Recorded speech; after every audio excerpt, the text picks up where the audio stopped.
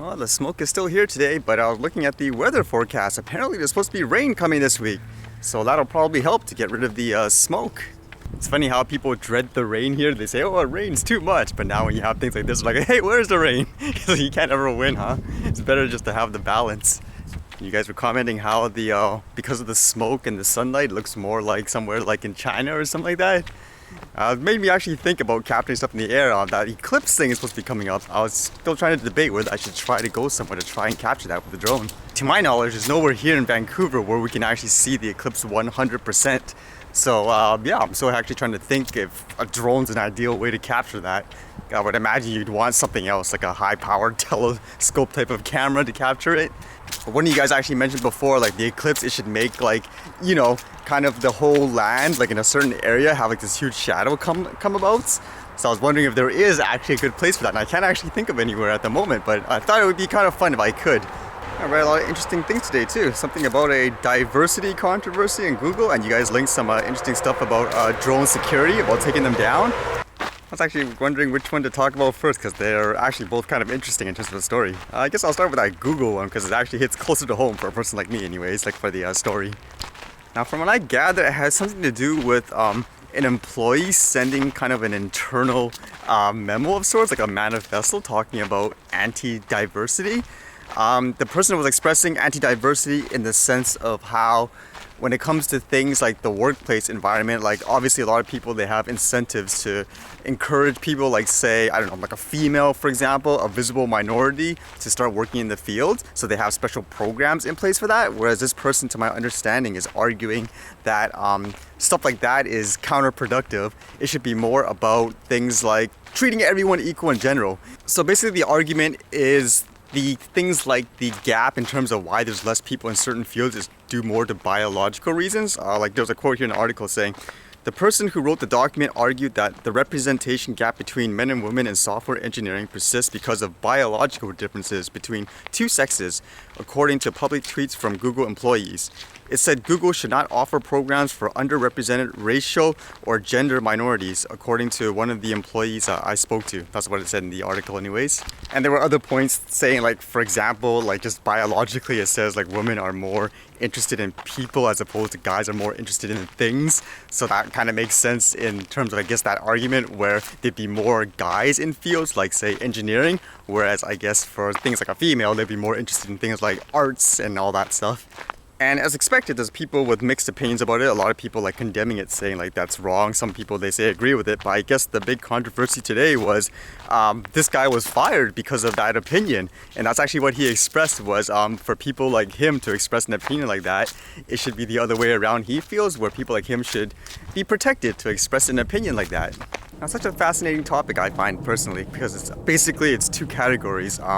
One, whether or not things like what career and so forth that people choose is due to biological reasons, and two, the ability to express one's opinion, I guess, freely. Like even if you disagree with somebody, like does that necessarily mean they're wrong? Like they should be silenced, or should they be free to like speak their opinions like this? I think most of you know, like for me, I usually like exploring different cultures to see the different ways people live, the diverse amount of things that people create, like what could be important to them might not be important to someone else, but I think it's important to understand. I think when it comes to opinions though, like I always find that funny when people like they express an opinion. Like from what I read in the piece, there wasn't anything specifically, I guess, crazy in a sense, over the top. Like he was expressing an opinion. I don't agree with it personally, but I don't think that's a reason necessarily to say, I don't know, to demonize the guy, if that makes sense. I mean, for me anyways, it's always fascinating to try to understand why people think the way they do. Because sometimes it's basically just an example of what a large portion of the population feels, and it's good to kind of understand and research that in many ways, because you never know, maybe they've just never experienced something in their life to give them that type of perspective, so it's an opportunity for you to educate them as well.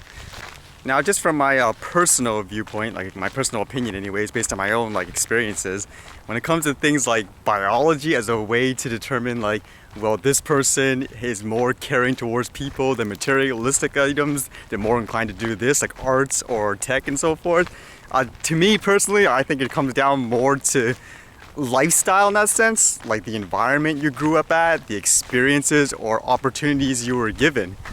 for me personally, it's actually really funny, like, because you could stereotype me in almost any way you can think of initially. Like, people could first see that I play, like, you know, some video games and say, oh, you're like a whatever, a geek tech guy, you can't do any type of physical activity and stuff. Like, oh yeah? Do you know I walk like so much? I hike like crazy, I'm a martial artist? Like, so all of a sudden it's like, what? That doesn't make sense. Or vice versa, you say, okay, now you're this rough, tough guy, you're like into the tech stuff, oh, there's no way you're compassionate about humans and stuff like that. Do you know I do all this art stuff as well? Like, even when I make the videos and all that, for example, as an expression, there's like an sensitive side, which a lot of people would say, ew, gross. And then vice versa, it doesn't make sense. Like, how can you do this and this? Because in my opinion, it comes down to life experience. That's actually what it came down to. I mean, in terms of like biological stuff, I wouldn't doubt, for example, someone could be born like, you know, just naturally physically taller or bigger, which gives them a certain advantage to do certain things like that. I don't doubt. But as to why someone's more geared towards it, I think that's more about their lifestyle and, you know, just society in general, how people are being perceived. Like, just as a stereotype, for example, just pretend there was someone that grew up really tall. What's the stereotype? He's going to be an athlete, something like a basketball player, correct? But what if you put that guy in an environment where every day people around him say, hey, you suck, you can never do this. They never gave him the opportunity to do it.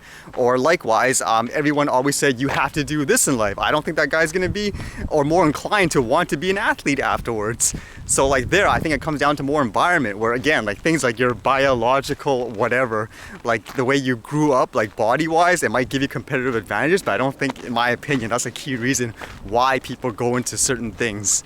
Now, about the point where saying there shouldn't be any programs or classes to mentor people like of a certain gender or races, I can see what he's saying, like in his perspective. Like, for example, if there's someone who's naturally not good at what it is, then just giving them that advantage just because they are of a certain race, whatever. Like, I agree, like that's a little silly.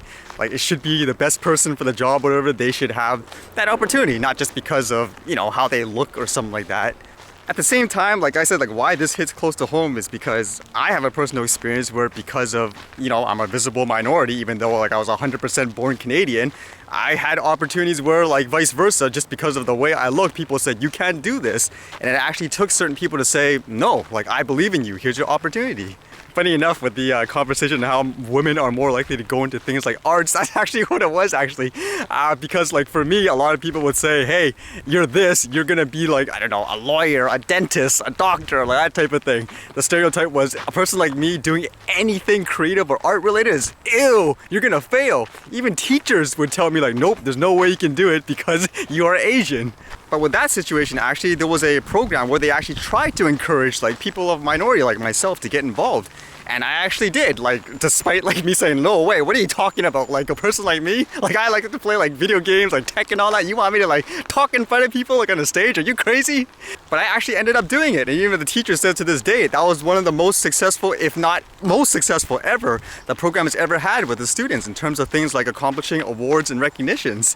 So in that sense, with things that are like the diversity and having programs and that, I would say you still need it to a certain extent, because I mean, it's just the reality of it. There's like a certain bias in terms of like people in general. I mean, there's a reason why people wear like suits and stuff all day, because you are, just face it, you're judged.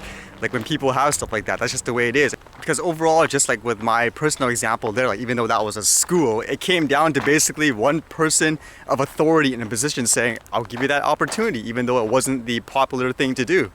And I'm just thinking even more, if there was never anything like that in terms of, I guess, offering programs like that, trying to encourage people who don't normally get involved, like things like the arts, for example, to try it out, I probably never would have had that life experience. Because imagine about it with the pressure there. The student, the teachers telling the students, like, no, you cannot do it because you are this.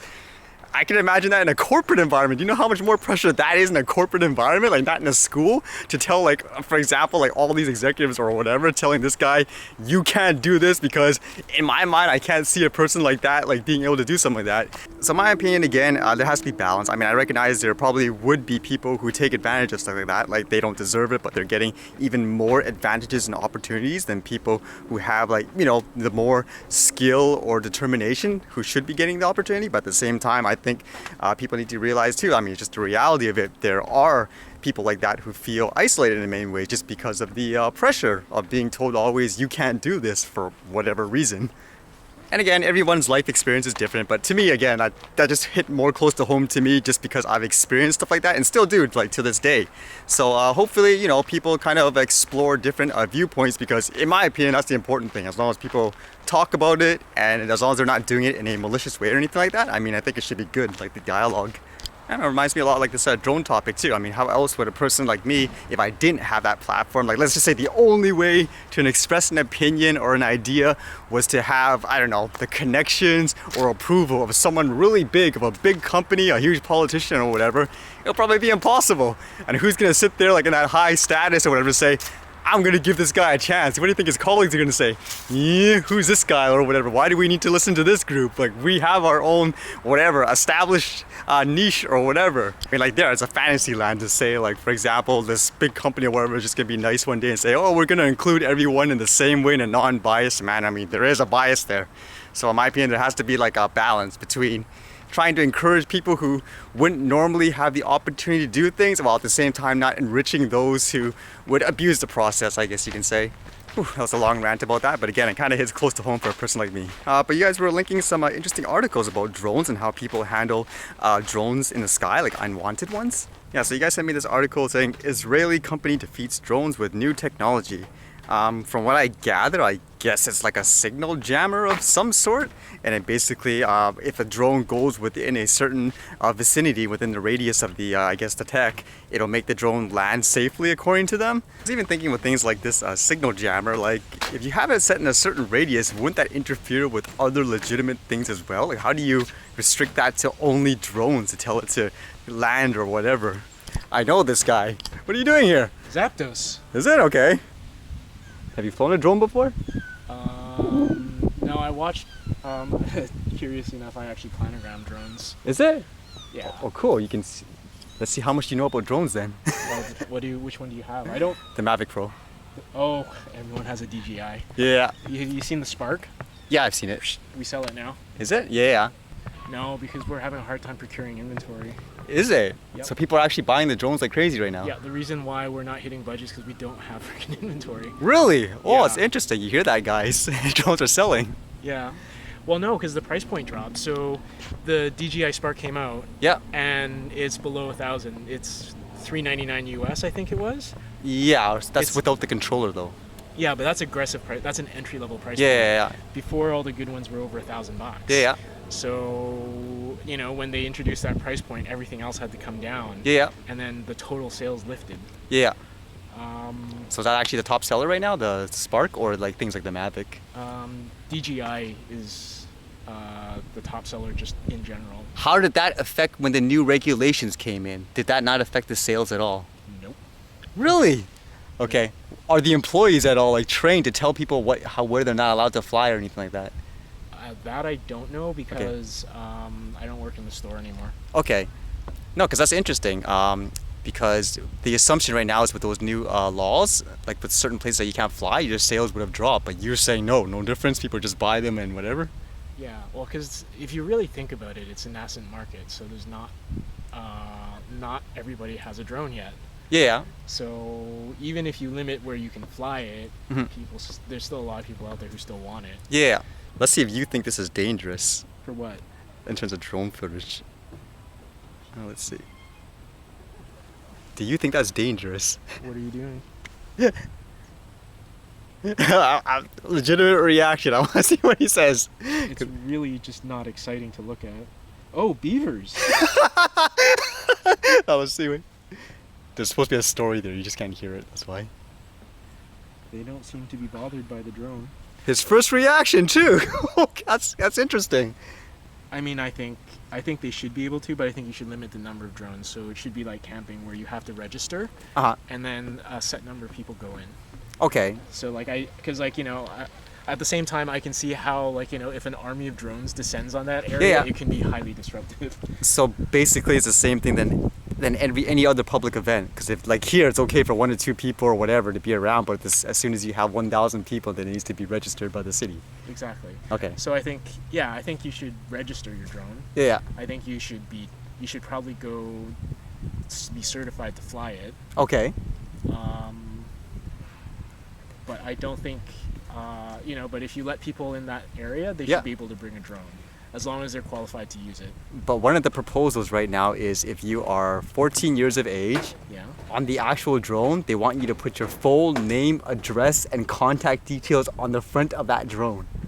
Well, I would Full do it. name. I would do it just in case I lose it and I want someone to send it back to me. Your if they full find- name, address, and contact. I'm talking Oh. full name, address, and contact details, not just like your number, everything. Oh. Imagine you're applying for like, I don't know, you're registering for like, not just a driver's license, it's not a license plate, it's your Maybe- full contact Okay, details. well, maybe we could do a license plate. That makes a little more Exactly, sense. exactly. That makes a little more sense. I just thought like, your first name and an email. Exactly, I that's what wasn't- most people think, but they don't realize that's how ridiculous it is. Exactly. But what they're proposing is you take a test. They're making it equivalent to like a boating license. I've never done it before. Yeah. But they say once you do the knowledge test, they'll say you're okay to fly, but they still want you to put your full address and everything on the drone. No. That's stupid.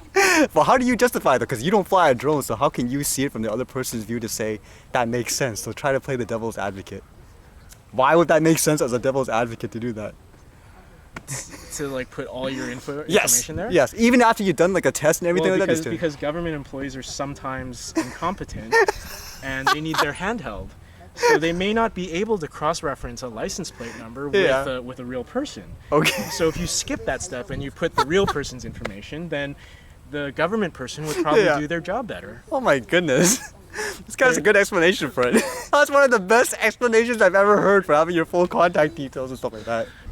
So with the Google, the controversy was because like when it comes to tech, usually they say there's not enough women, there's not enough visible minorities in Silicon Valley, so there's programs to encourage people like that. So what happened was an employee sent something, I guess his own little essay, like he voiced his opinion saying that's not right. You should not have these visible minority programs and all that because things like what people want to do in their life, whether it be an artist or a tech guy, is biological. So this guy's arguing a woman naturally, when they're born, they care more about people than materialistic stuff. So they naturally want to be like an artist and so forth. So by giving them programs to encourage, like say, more women in tech, you're basically discriminating, I guess, against people that are like what he would argue biologically better at doing that. So he's saying he's not against diversity, but rather it should be a fair slate. Whoever has the best skill set and knowledge should get the benefits, like not trying to give someone who doesn't have the ability, if that makes sense, like an advantage in that way. Well, the problem with the biological argument is when I get angry, biologically I want to kill someone. But I restrain myself because I know it is morally wrong. Yeah. So just because it's biological doesn't make it morally right. Okay. So that right off the bat. Two, a lot of our abilities are culturally coerced into like taking on certain skills that like because if you go into certain studies, you'll find that like doctors tend to travel inside, like if your father's a doctor, then like you're likely to be a doctor, and your kids that come are likely to be a doctor. But it isn't because it's innate.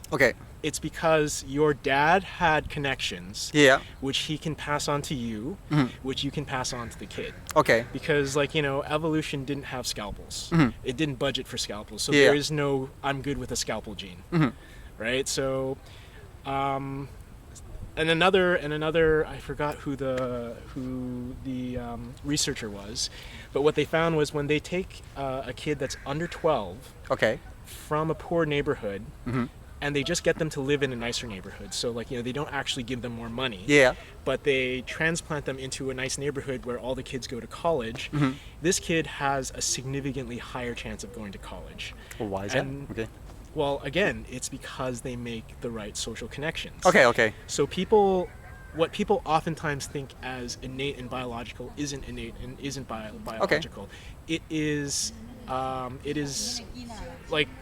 basically your social connections. A lot of studies show your social connections are more important to your future success than anything else. So you kind of agree with what I kind of describe, where I think it's more about your environment and your lifestyle and the opportunities that were presented to you, as opposed to this is how you were born or whatever. So you're going to do this. Exactly. Because if biology was true, then like if you're biologically adept at being a doctor, yes. then it doesn't matter where you are. Yes. But like I can tell you that if you're born in sub-Saharan Africa to a village of like hunter-gatherers, you're not going to be a doctor. Okay. Even though you could have the perfect skill set for it, you're not going to be a doctor. So I actually use this as an example because for me, how would you know me for, I guess, like quite a bit of while. You see me like from the work. So how would you classify me in terms of a personality stereotype? Do you think I am just a geek? Am I an athletic guy or am I an artistic guy? If you were to stereotype me to, like, from what this guy says, like I lean towards one thing, would you stereotype me into one specific category based on what you know? Not really. Okay. No, that's what I'm trying to get. My point is basically when people, they see me playing video games, they would automatically assume, you can't do this, you can't do that. Yeah. Whereas in my opinion, it was more about my life experience and the opportunities, which is what it sounds like you said as well. Yeah. You know, I guess the other thing is the argument is like, should we intervene? Yeah, no, exactly. That's so, what he's saying. If you, but like, I don't think, like, if the question is whether we should intervene. What the heck? Yeah. Okay. You were saying about not intervening, your opinion about that? Oh, okay. So like, I understand if the question is about whether we should intervene or not. And like, and I can totally understand because there are a lot of programs which really aren't effective. And so like if it's a question of like, effective intervention and whether it's, worth doing or not, and if it's not effective then we shouldn't do it. We can argue about that. But I'm not going to argue biology. Okay. It's not. It's not biological. So to be safe, because you're afraid of crashing into stuff, we're only like what right now? How many meters is it telling you? 20 meters in? Let's go up. Okay. Hold up. How do you think so far when you're flying it? Do you find it kind of straightforward, difficult, intimidating? Well, I think like with enough practice it'll be okay. Exactly. It's just right now when I do the controls I'm thinking. Yeah. It's not reflexive. Exactly. So you're saying I don't think anymore when I fly. It's just I'm going. Yeah, exactly. That's actually true because I'm more worried about the shots and stuff now. Like, oh, because it's in the right spot. Yeah, because you know exactly what to do. It's like exactly. You don't even have to think about it anymore. Yeah. Well, it's getting pretty late now. The light's gone. I was spending a lot of time just catching up with the person I haven't seen in years. It's kind of funny, huh? How that person I bumped into now, apparently he handles things like drones and stuff for a company, like retail-wise.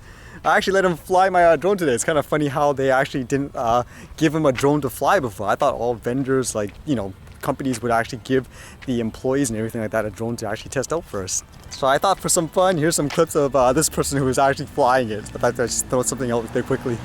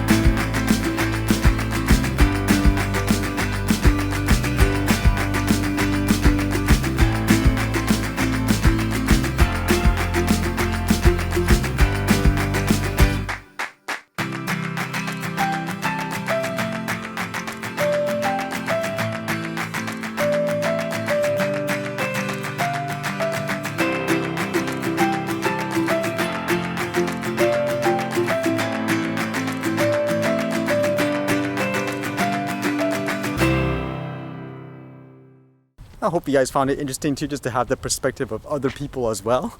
Anyways, see you guys later.